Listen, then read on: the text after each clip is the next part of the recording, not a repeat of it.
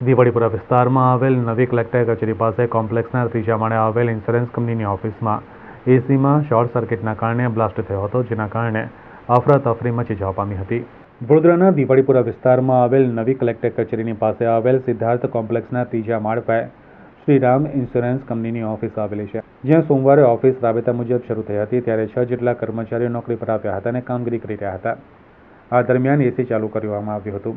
થોડી વારમાં એસી ચાલુ કર્યા બાદ એકાએક એસીમાં શોર્ટ સર્કિટ થવા સાથે મોટા ધડાકા સાથે બ્લાસ્ટ થયો હતો, જેના અવાજથી આસપાસની ઓફિસમાં કામ કરતા કર્મચારીઓ પણ ડરી ગયા હતા અને ઓફિસની બહાર દોડી આવ્યા હતા.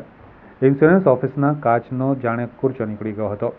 ઓફિસમાં હાજર 6 જેટલા કર્મચારીઓ ઘવાયા હતા, જેથી તેઓને તાત્કાલિક પ્રાઇવેટ હોસ્પિટલમાં સારવાર માટે ખસેડાયા હતા, જ્યાંથી ઇજાગ્રસ્ત થયેલા 2 લોકોની હાલત ગંભીર હોવાનું જાણવા મળ્યું હતું. એસીપી અને ડીસીપી સહિત પોલીસ કાફલો ઘટના સ્થળે દોડી ગયો હતો. ઉપરાંત ફાયર બ્રિગેડની ટીમ પણ ત્યાં સ્થળે દોડી ગઈ હતી. અગોડા પોલીસે ગુનો નોંધી આગળની કાર્યવાહી હાથ ધરી છે. તો यहाँ एसी फाटની ઘટના બનેલી છે. એ લોકો જવાબદારી હતા અહીંયા એમને એલી છે, એમને અત્યારે સ્ટેલિંગ હોસ્પિટલ દાખવામાં આવેલ છે. જાણકારી મળી ફાટવાના કારણે આગ હતી અને જેમાં કાગળો અને સામગ્રીમાં આગ પકડી લીધી હતી, એના કારણે થોડી વધારે હતી. અત્યારે આગ બુઝાઈ ગઈ છે અને જે કર્મચારીને હોસ્પિટલમાં એડમિટ કરાયા હતા. 6 કર્મચારી આવી ગયા હતા, જે આના